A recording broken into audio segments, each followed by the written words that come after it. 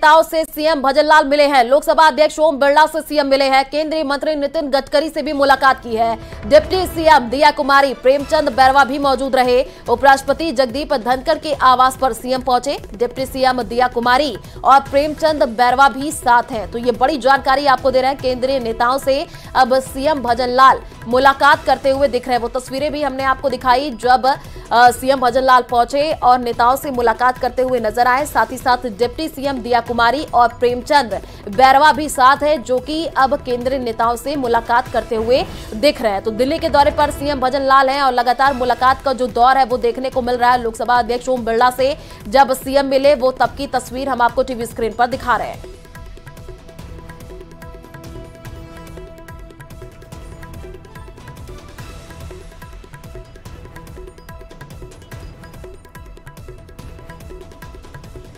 और इसी खबर पर ज्यादा जानकारी के लिए संवाददाता लखवीर हमारे साथ फोन लाइन पर जुड़ चुके हैं। लखवीर, हम तस्वीर अपने दर्शकों को दिखा रहे हैं जब यहां पर सीएम भजनलाल मुलाकात करते हुए केंद्रीय मंत्रियों से नजर आ रहे हैं। उपराष्ट्रपति से भी मुलाकात करेंगे। कब तक मुलाकात का कार्यक्रम बताया जा रहा है? देखिए, उपराष्ट्रपति जगदीप धनखड़ के आवास पर इस वक्त मुख्यमंत्री भजनलाल शर्मा और दोनों डिप्टी सीएम मौजूद हैं और उनसे मुलाकात जारी है।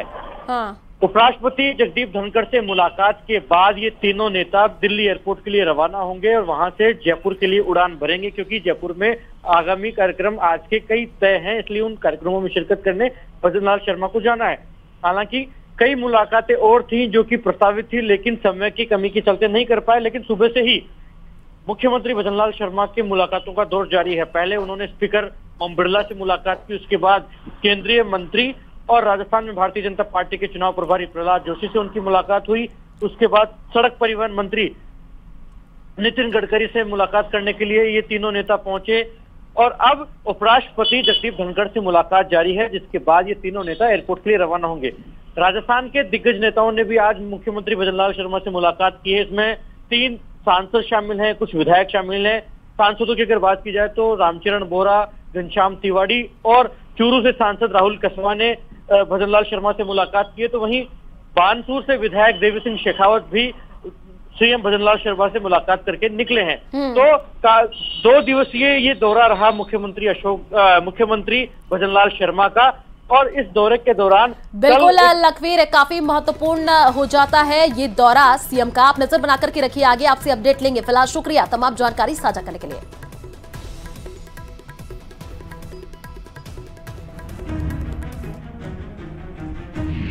सीएम फेस में टूटी अटकलें, क्या कैबिनेट भी होगी अनूठी?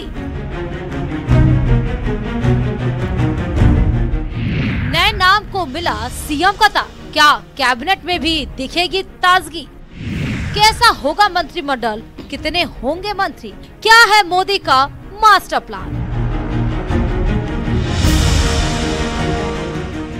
नए जोश, नए खून की कैबिनेट या अनुभव को भी मिलेगा स्थान? कैबिनेट का मास्टर प्लान क्या? तो मुख्यमंत्री भजनलाल शर्मा पिछले 2 दिनों से दिल्ली दौरे पर हैं। मुख्यमंत्री बनने के बाद भजनलाल शर्मा का यह पहला दिल्ली दौरा है। ऐसे में राजस्थान के सियासी गलियारों में मंत्रिमंडल के विस्तार की अब चर्चाएं और भी ज्यादा जोर पकड़ने लगी है। उधर मुख्यमंत्री भजनलाल शर्मा ने दिल्ली में अमित शाह की मौजूदगी में जेपी नड्डा के आवास पर मुलाकात की है। इधर सीएम के दिल्ली दौरे को लेकर के बीजेपी विधायक भगवान के भजन में अब जुट चुके हैं। नए विधायक मंत्री बनने के लिए जोड़ तोड़ में जुटे हुए हैं, तो पुरानों के पसीने छूट रहे हैं। तो मंत्रिमंडल की कवायद अब तेज हो चुकी है और सीएम आएंगे, मंत्रिमंडल की लिस्ट लाएंगे, ये चर्चाएं अब जोरों शोरों से होने लगी हैं। दिल्ली में मंत्रिमंडल को लेकर के मंथन चला है। भजनलाल कैबिनेट में अब दिख सकते हैं नए चेहरे। आपको बता दें कि कैबिनेट में 15 से 20 मंत्री शपथ ले सकते हैं। रविवार को नड्डा के आवास पर अहम बैठक हुई है। बैठक में कई नामों को लेकर के सहमति बनी है। तो ये बड़ी जानकारी आपको दे रहे हैं। लगातार मंत्रिमंडल विस्तार को लेकर के जो कवायद है वो तेज होती हुई दिख रही है। राजस्थान से लेकर के दिल्ली तक हलचल तेज हो चुकी है, क्योंकि देखिए CM Bhajanlal Sharma, deputy CM दिया कुमारी और प्रेमचंद बैरवा दिल्ली दौरे पर, जहां पर उन्होंने केंद्रीय नेताओं से मुलाकात की है और ये कहा जा रहा है पूरी तरीके से चिंतन मंथन किया गया है। अब जब सीएम भजनलाल शर्मा और यहां पर देखिए जब वापस आएंगे तो किन किन नामों पर मुहर लगेगी, ये देखना बड़ा दिलचस्प होगा।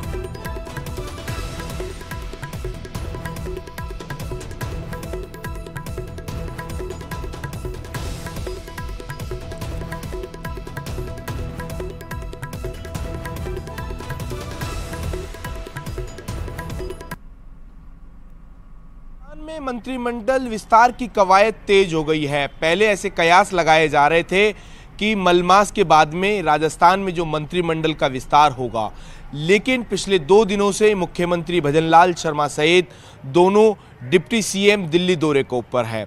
ऐसे में कयास ये लगाए जा रहे हैं कि अगले 1 से 2 दिन में मंत्रिमंडल का विस्तार हो सकता है। संभवतः मुख्यमंत्री भजनलाल शर्मा जब आज लौटेंगे तो वो अपने हाथ में नामों की सूची लेकर आए।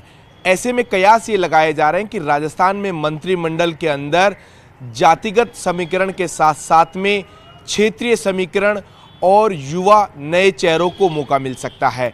ऐसे में पुराने उन चेहरों की जो कहा जा सकता है कि जो दिल की धड़कनें हैं वो बढ़ी हुई है कि जिस तरीके से आलाकमान ने भजनलाल शर्मा जैसे व्यक्ति को मुख्यमंत्री बनाकर चौंका दिया, तो ऐसे में नए चेहरों को जगह मिलती है, तो जो पुराने जो व्यक्ति हैं उनका क्या होगा। साथ ही साथ में इस बात के भी कयास लगाए जा रहे हैं कि मंत्रिमंडल में ऐसे वो चेहरे होंगे जो अनुभवी होंगे, जो सरकार चला सके। न्यूज़ 18 राजस्थान के लिए सहयोगी अविनाश शर्मा के साथ रोशन शर्मा की रिपोर्ट। तो एक्शन मोड में मुख्यमंत्री भजनलाल, आपको बता दें कि आज सभी ब्यूरोक्रेट्स के साथ सीएम की बैठक होनी है। आज शाम सचिवालय में बैठक सीएम भजनलाल लेने वाले हैं और शाम 5 बजे सचिवालय में बैठक सीएम लेंगे। सभी विभागों के अतिरिक्त मुख्य सचिवों की ये बैठक होगी और बैठक में प्रमुख सचिव और सचिव भी शामिल होंगे। बैठक में सीएम सरकार के विजन को सामने रखेंगे।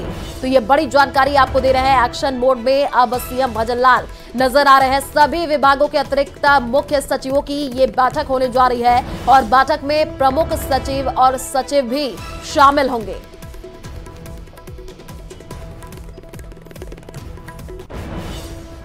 आरपीएससी से जुड़ी हुई बड़ी जानकारी आपको दे दे। वरिष्ठ अध्यापक भर्ती परीक्षा का रिजल्ट जारी और वरिष्ठ अध्यापक भर्ती परीक्षा 2022 का परिणाम जारी हो चुका है। हिंदी विषय के पात्र अभ्यर्थियों की सूची जारी कर दी गई है।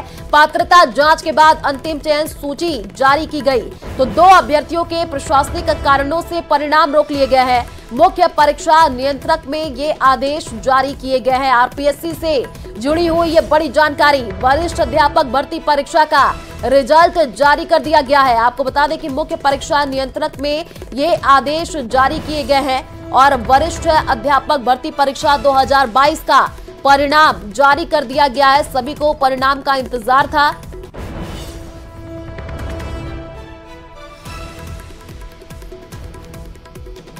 तो खबर दौसा से है, जहां 4 महीने पहले पुलिस और बदमाशों के बीच हुई मुठभेड़ में डीएसटी के कांस्टेबल प्रहलाद सिंह की मौत हुई थी। इस घटना के बाद सरकार ने मुआवजा और सरकारी नौकरी की घोषणा की थी, लेकिन अब तक ना तो कांस्टेबल की पत्नी को नौकरी मिली और ना ही 1 करोड़ के मुआवजे व आवास की घोषणा पूरी हुई है। 4 माह बाद मांगे पूरी नहीं होने के बाद आज दौसा में बड़ी संख्या में सर्व समाज के लोगों ने प्रदर्शन किया और सोमनाथ सर्कल से कलेक्ट्रेट तक रैली निकाली। इसके बाद कलेक्टर और एसपी को ज्ञापन देकर सरकार द्वारा की गई घोषणाओं को पूरी करने की मांग रखी है। इस दौरान लोगों ने चेतावनी दी कि अगर 15 दिन में 1 करोड़ का मुआवजा, सरकारी नौकरी और आवास देने की घोषणा पूरी नहीं हुई तो बड़ा आंदोलन किया जाएगा।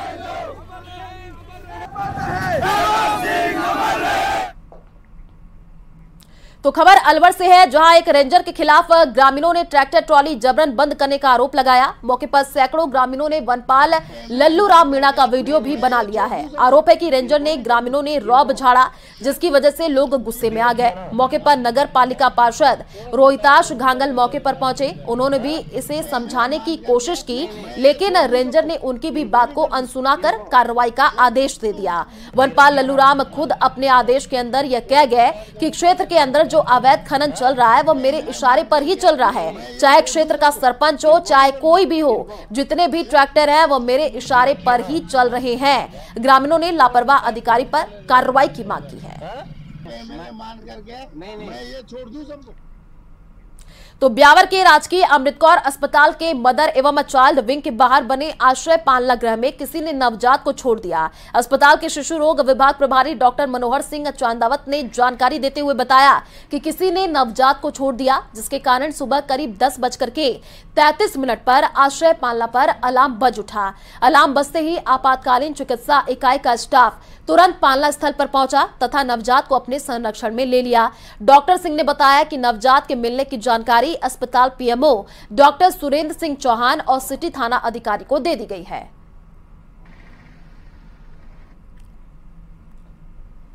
आज एक अननोन बेबी पालना गृह में रिसीव हुआ 10:35 पे। उसका वेट 1.88 है।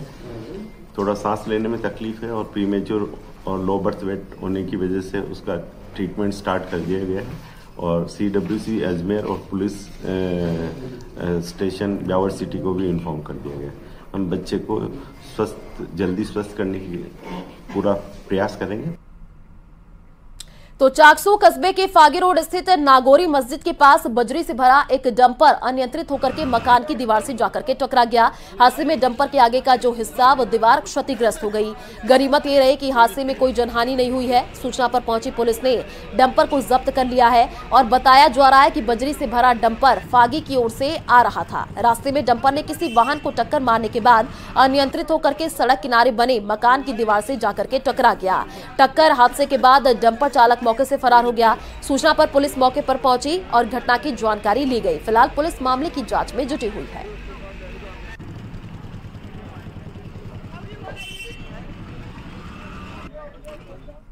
तो खबर सीकर के श्री माधोपुर इलाके से है, जहां देर रात कार, बाइक और बस में हुई भीषण टक्कर में 5 लोगों की मौत की खबर सामने आई है। इस हादसे में कार सवार 2 लोगों और बाइक पर सवार 3 लोग शामिल थे। आपको बता दें कि इलाके की छिलीवाड़ी ढाणी बस स्टैंड के पास ये सड़क हादसा हुआ। सबसे पहले कार और बाइक आपस में भिड़ी, इसके बाद तुरंत ही बस भी इससे आकर के टकरा गई। हादसे में 3 लोगों की मौके पर ही मौत हो गई, जबकि 2 लोगों ने इलाज के दौरान अस्पताल में ही दम तोड़ दिया।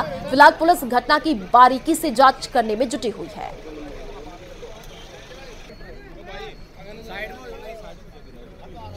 जी, थोड़ी देर पहले सूचना मिली कि भारणी के पास ये श्री माधोपुर में कोई दुर्घटना हो गई है, जिसमें से रवाना होकर के और सरकारी अस्पताल में पहुंचा तो पता चला कि 3 व्यक्तियों की मृत्यु हो चुकी है, जिनको मोर्चरी में रखा गया है, और चौथा व्यक्ति है जो जम्मू रेफर किया गया था, उसको भी वापस ला रहे हैं क्योंकि उनकी भी रास्ते में मृत्यु हो गई।